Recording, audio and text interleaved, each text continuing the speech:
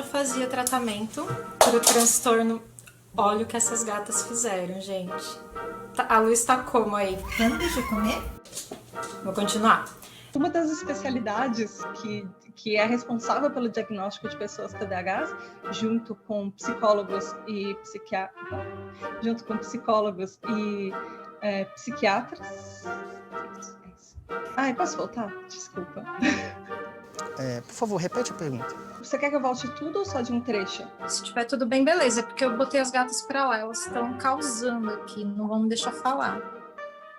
Pronto. Por estar em contato com aquilo que eu amo, diariamente, dentro do TDAH Descomplicado, eu elevo a minha...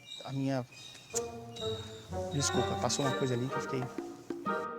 Se corre. O principal traço que eu tenho para minha vida adulta hoje, com certeza, é a minha questão de distração e a minha distração junto com a minha falta de memória, que é por conta da distração, né? Coração não é tão simples quanto pensa. Nele cabe o que não cabe na dispensa.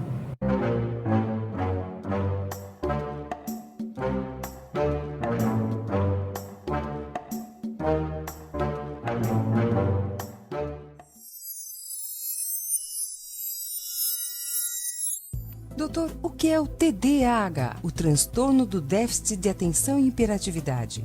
Ele é um transtorno muito comum que pode acometer 1 em cada 20 crianças. O TDAH é uma doença do neurodesenvolvimento. O desenvolvimento do sistema nervoso central se dá segundo algumas etapas, e no TDAH, aparentemente, esse desenvolvimento vai sendo, digamos assim, mais atrasado. O meu diagnóstico ele foi feito por volta dos 7 anos de idade. Fala galera, TDAH Descomplicado. Eu acho que eu falo. E sou um especialista em TDAH, criador do portal TDAH Descomplicado e de vários cursos e mentorias, e já ajudei mais de 2.200 famílias a lidarem com seus filhos TDAH. Se você pensa em mudar o seu filho de escola, não procure apenas uma escola acolhedora. Foque no professor acolhedor. Classicamente, o TDAH é conhecido como uma doença da infância, e até há pouco tempo se imaginava que ele desaparecia na idade adulta. A partir dos anos 80, mais ou menos, 1980, percebeu-se que uma parte dos pacientes, das crianças que tinham TDAH, evoluíam com TDAH no adulto. Ficavam sintomas residuais e que atrapalhavam a vida da pessoa. Então, o objetivo do PRODAT foi investigar especificamente os adultos com TDAH e montar um programa de pesquisa, de ensino e de assistência para essa população. O TDAH, na maioria dos trabalhos acadêmicos, da literatura mais recente, defende que o TDAH ele nasce com a pessoa, tá? Ele é um transtorno predominantemente genético e te acompanha até o final da fase adulta, te acompanha a vida inteira. Nossa, Yuri, mas você é muito esquecido, nunca lembra de nada. Ah, é? Você que... Os sintomas do TDAH, basicamente, são de 3 grupos. Uma dificuldade de concentração, muitas vezes descreve o TDAH como uma pessoa que está com a cabeça nas nuvens, né? Existe uma certa negligência nessa condução até pela equipe psicológica, equipe médica, né?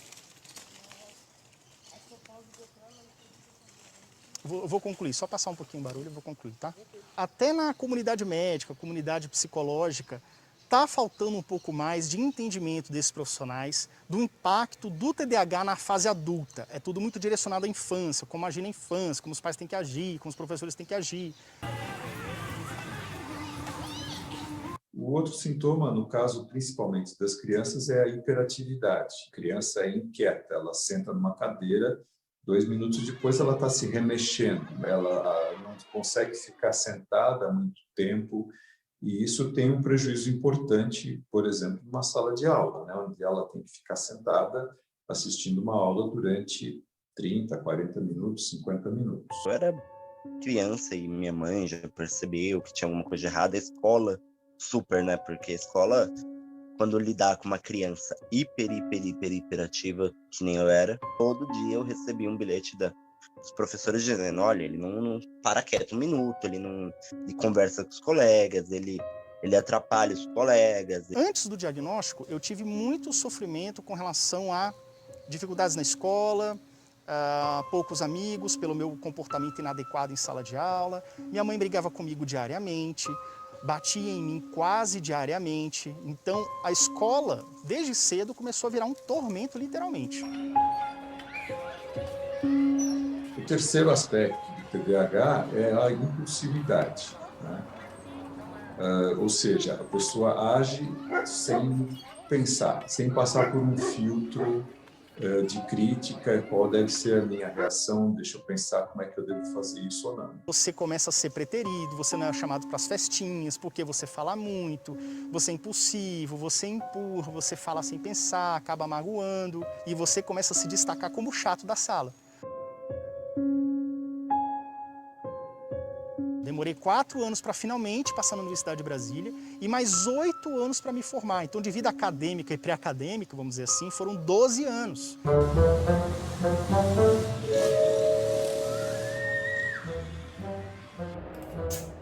Eu já tenho transtorno bipolar, que eu descobri em 2017. E um dia, meu psiquiatra, numa consulta de rotina, a gente conversando sobre coisas da minha vida, sobre passado também, ele veio com a suspeita. Ele falou: acho que pode ter um TDAH, vamos investigar.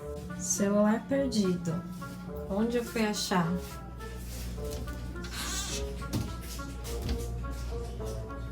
E eu comecei a falar para ele justamente dessas dificuldades da vida adulta. Olha, eu não tô conseguindo ter motivação para fazer as coisas. A minha vida tá muito bagunçada. Eu sinto que se eu consigo dar conta do trabalho, todo o resto desanda. Eu não consigo lembrar de fazer coisas assim da rotina. Tem vários recadinhos que eu deixo no meu notebook para poder lembrar, né, das coisas, porque os avisos externos ajudam muito. Depois não faz um clássico. Não dá para adiar as coisas que precisam ser feitas na hora. Eu consigo cuidar da minha gata, eu esqueço os compromissos. Vamos! Pronto. Aí ele começou a perguntar se isso acontecia antes. Eu falei, sempre foi assim, sempre foi meio caótico. Aí, essa aqui é a minha avaliação neuropsicológica, né, que embasou o diagnóstico quando o psiquiatra suspeitou. Foram 5 sessões no total, onde eu fiz vários testes para avaliar as minhas funções cognitivas. Uma coisa que foi engraçada é que ele falou assim: nossa, mas você tem mestrado, é difícil o TDAH fazer mestrado, né? Eu falei, você não sabe os bastidores. Foi horrível, porque eu adiei o máximo. Chegou um momento da pesquisa que eu não tinha mais interesse na pesquisa, e o interesse para o TDAH, a paixão, é muito fundamental. Se você perde o interesse, acabou, era torturante. Então eu adiei, até chegar num ponto que eu mandei assim, com 1 semana de mandar para a banca para o meu orientador.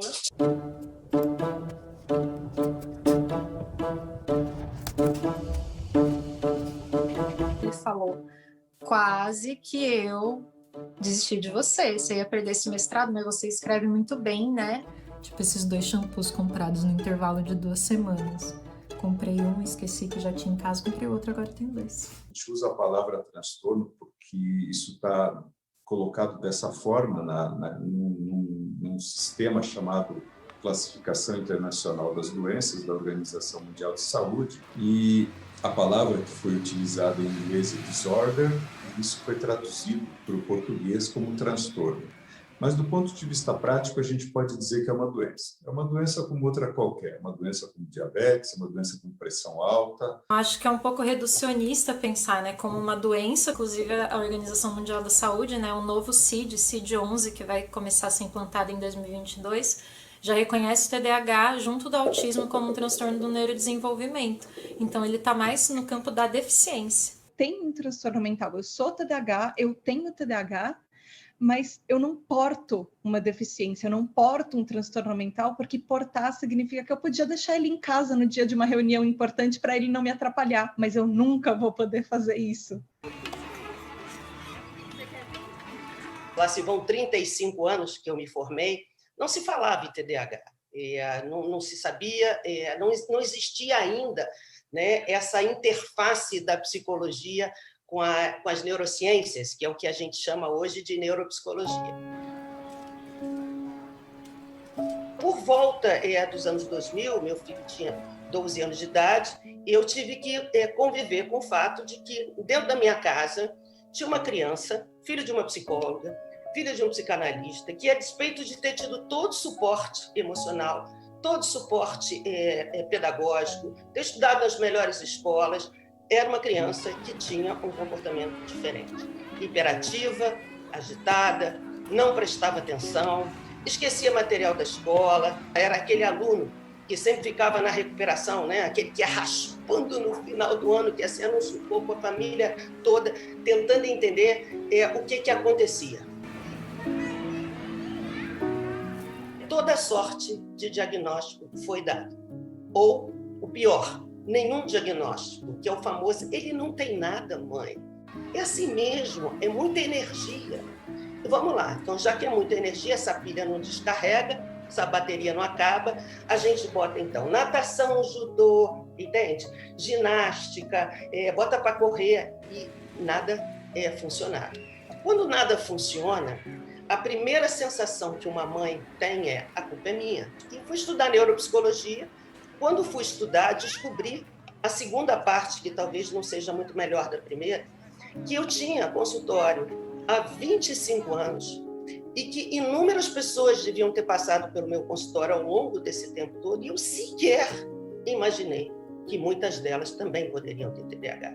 Eu também dei diagnóstico errado, eu também não vi, eu também disse que não era nada, né? Eu também disse que era responsabilidade dos pais.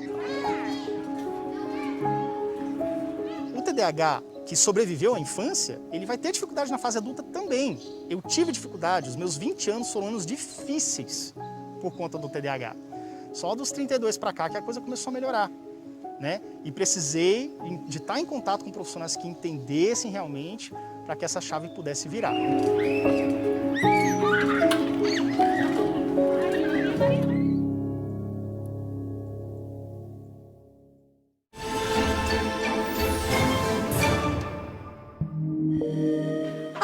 Bem-vindo à Tribo TDAH, o podcast que hiperfoca na sua vida.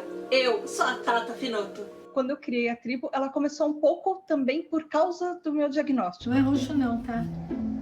Talvez fosse tá ficando velha, né? Minha mãe é urologista, ela teve a primeira suspeita do meu diagnóstico de TDAH antes do meu 1 ano de idade, porque eu era muito agitada. A minha professora do primeiro ano da escola chamou a atenção da minha mãe que eu divagava muito, eu não prestava tanta atenção na aula, porque eu entendia as coisas muito rápido, no meu caso, ou às vezes eu era muito agitada. Então, eu fui encaminhada para uma psicóloga quando eu tive o diagnóstico confirmado. E aqui era a formatura do Fê. Quando o meu irmão entrou em uma rede social, na época, e ele viu uma comunidade naquela rede social que estava falando sobre o TDAH, sobre os sintomas, sobre como era ter TDAH, e ele chamou minha mãe e perguntou: nossa, eu tenho isso? Ela olhou com a maior calma do mundo e falou: não, a sua irmã que tem. Nossa, eu lembro de todos esses presentes. Foi um choque para mim, porque eu tinha vivido mais de 20 anos da minha vida sem saber uma resposta para todos os meus comportamentos e para várias coisas da minha vida. E os meus pais sabiam, mas naquela época não se falava nisso. Tamara atualmente está com 22 anos, mas teve o diagnóstico aos 18. Ela tem descalculia também, que é uma dificuldade de aprendizagem na matemática, e ela sempre sofreu, porque ela não conseguia acompanhar na idade escolar, ela não progredia tanto quanto ela gostaria devido às dificuldades dela oriundas do TDAH. Mas era um TDAH que ainda não estava descoberto.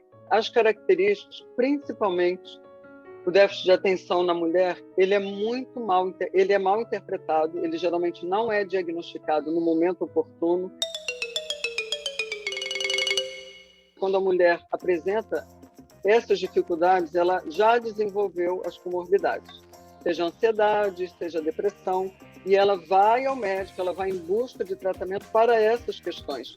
E o TDAH fica, que é a raiz do problema, fica negligenciado. Essa barriga. Meus pais tentavam me falar que eu era diferente, que eu era mais agitada, que eu era mais distraída do que os outros, mas essas palavras desconexas, eles não ajudam você a entender que você tem um transtorno mental.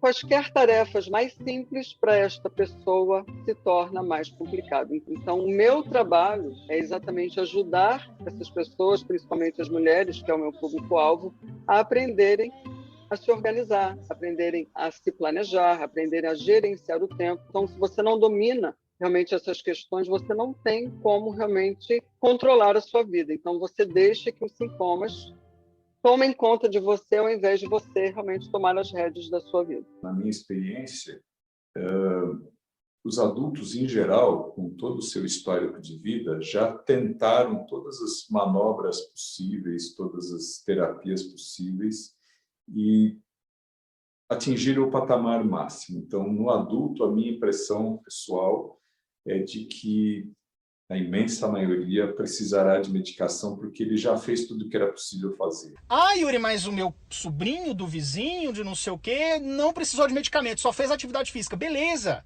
Existem vários tratamentos e vários níveis de TDAH. A medicação, eu sinto ela como se fosse um óculos para o cérebro, né? Então, é como se fosse um óculos de leitura. Quando eu vou fazer tarefas que demandam mais esse planejamento, esse entendimento de um plano complexo e de fases de planejamento que é difícil para mim entender, o remédio me ajuda com isso. Agora que eu estou fazendo um trabalho mais criativo, flui sem tomar medicação. Então, eu sinto que a criatividade é uma coisa forte, assim, na minha experiência de muitos TDAHs também. Alguns adultos direcionam a sua vida para evitar as profissões ou as atividades que exijam muita concentração e muita precisão e que são atividades monótonas. Então, dificilmente um adulto com TDAH fará contabilidade. A primeira empresa que, de certa forma, percebeu mesmo é a empresa que eu estou, né? Eu passei por algumas outras empresas, mas eu era vendedor e vendedor é hiperativo. E o vendedor, ele é hiperativo. Você só consegue hiperfocar naquilo que você tem recompensa. Pensando agora, eu trabalhei também para uma empresa de fotografia e nela, algumas vezes eu também tomei broncas pela falta de atenção mesmo. Acabei de achar R$2 dentro do bolso dessa blusa que eu não usava há séculos. Algumas vezes eu mandei imprimir fotos que o cliente tinha falado, olha, não é para imprimir essa aqui. Hoje, nós vamos falar sobre TDAH e representatividade. Lá fora, eu ouvia uns 10, 20 podcasts e não existia absolutamente nenhum no Brasil em português que falasse sobre isso. Então, eu queria trazer um pouco mais de acessibilidade para as pessoas que, como eu, queriam mais informações sobre o seu próprio transtorno e estavam se sentindo sozinhas. O Pedro era comandante na Gol, ele deixou de exercer a função dele e ficou mais tempo em casa. Então, os sintomas, as características apareceram muito mais, ficaram muito mais exacerbadas. E ele realmente percebeu que o comportamento da Tamara era ele quando criança. Então, ele também foi ao psiquiatra e, através da médica, ele teve o diagnóstico. É muito comum, por exemplo, que quem mobilize o paciente para vir à consulta seja o cônjuge. O cônjuge percebe que ele vive fazendo um esforço enorme para ajudar aquele portador de TDAH para não esquecer de pagar a conta de luz, para não esquecer de levar não sei o que, de fazer não sei o que lá. Eu descobri no dia que a gente se conheceu, nós estávamos em um evento aqui em Brasília. No início da nossa conversa, ele falou, eu tenho um TDAH, você sabe o que é? E aí eu falei que sim, que eu sabia. Quando a gente começou a namorar, eu já era um TDAH que estava em tratamento, que tinha plena consciência, que estava fazendo o acompanhamento com o médico psiquiatra também. Então, todas aquelas dificuldades que eu enfrentei, praticamente todas as dificuldades que eu enfrentei nos outros relacionamentos, eu não enfrentei mais nesse. Não vou negar que traz um desafio, é uma paciência um pouco maior, mas também tem suas vantagens. O Yuri é extremamente divertido. Você TDAH é dinâmico, direto, você enjoa rápido das coisas. Entenda isso na hora de ler. Prefácio, agradecimento, introdução, esqueça tudo isso e pule. Toda vez que ela lança um episódio, ou toda vez que ela lança algum conteúdo, tem muita resposta. E aí, o celular dela começa a dar notificação. E eu fico nessa, responde logo, meu Deus. Mas eu sei que para ela é complicado, eu sei que para ela é difícil, né, essa questão. Oi? Falou comigo? Não? Ah. Como que é conviver com uma mulher TDAH? É muito comum eu falar uma coisa que eu acabei de falar, a pessoa já esqueceu. É como se a pessoa não gostasse da gente, como se, pô, mas ela não tá nem aí pra mim. Falei pra ela, ela não ouviu. A gente faz a lista do mercado, a gente, né, olha tudo que tá precisando, e aí quando a gente chega no mercado, ela vê um negócio colorido, ela quer ir ver, ela quer me perguntar se a gente precisa, ela quer me perguntar se a gente quer, eu falo, não, amor, a gente fez a lista, vamos seguir a lista. Opa! Às vezes acontecem coisas que são importantes estar de olho, como, por exemplo, uma panela que é esquecida no fogo, sei lá, outras que não são nem tão preocupantes, mas são muito comuns, assim, de todo mundo já esqueceu uma luz acesa, mas aqui é muito frequente, assim. No último relacionamento que eu passei, né, a gente tinha algumas questões de problemática, porque, assim, a pessoa com déficit de atenção, ela com TDAH, ela trabalha a partir do princípio do prazer imediato, do reforço, de estar tudo bem. Por várias vezes ela via as minhas falhas e ela ficava me lembrando das minhas falhas, né? Então, você esqueceu desse dia, você faz isso, você faz aquilo, sempre me alertando daquilo que eu já sabia que eu tinha feito de errado. Tá bonita.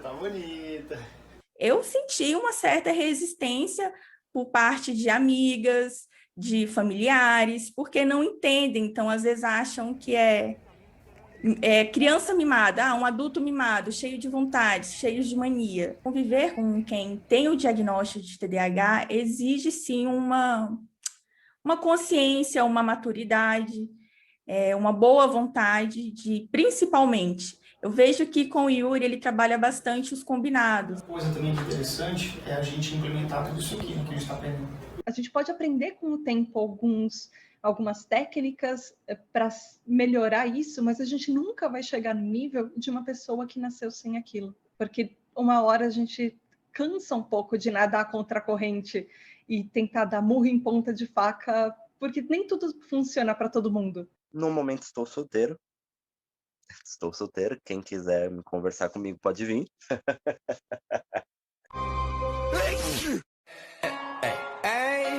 Pode ter certeza que vai ser muito divertido essa conversa. Porque, cara, eu sou um cara extremamente divertido. Meu celular tava travando porque tava com a memória no cheio. Limpei a memória e ele ficou mais rápido. O que você tá colocando aqui que faz o seu processamento ficar mais devagar? Agora está muito na moda falar, tudo é força de vontade, tudo é você querer. Mas as pessoas esquecem, quando elas falam isso, que nem tudo é questão de você querer melhorar e você deixar de usar uma desculpa. O que para alguém que é neurotípico, ou seja, que não tem um transtorno mental, é uma desculpa, para uma pessoa que é TDAH é um sintoma. As estatísticas, infelizmente, de TDAH, elas não são muito precisas de quantidade do mundo por causa do número de subdiagnósticos. Então, existem números que 5% da população é TDAH e existem alguns outros números que falam que 13% da população é TDAH. Eu costumo usar 10 porque ele é mais fácil de fazer um cálculo. Então, se você pensar, por exemplo, numa sala de aula ou num escritório de trabalho que tem 30 pessoas com quem você trabalha ou com quem você estuda, pelo menos 3 dessas pessoas vão ser TDAHs. Meu sonho é que, por exemplo, numa malhação ou numa novela por aí, comecem a surgir personagens que falem, que sejam adultos também. Porque a gente vê muito, na maioria das vezes, falando sobre o coisa numa criança. E na criança é uma vivência, no adulto é outra.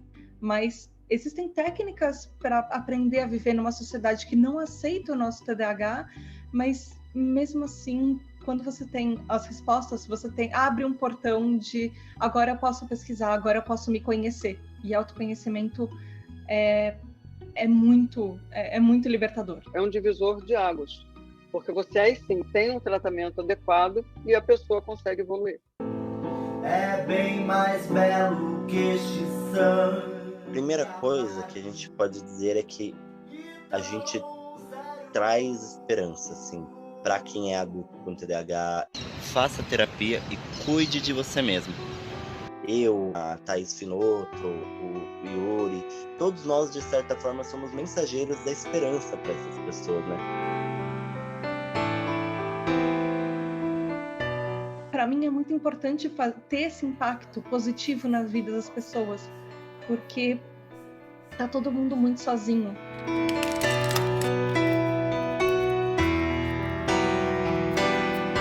A minha sensação é que eu tô sempre com água no pescoço, sabe? E é muito estressante viver assim. Isso aí, pegar essa famíliazinha, depois vai ser a gente.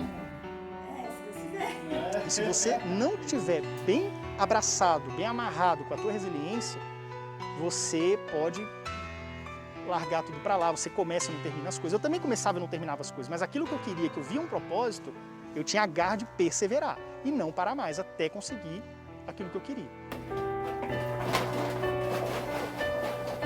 Nesse momento, a minha pós-graduação tem várias disciplinas atrasadas, porque eu não consegui organizar. E eu tô com tempo, sabe?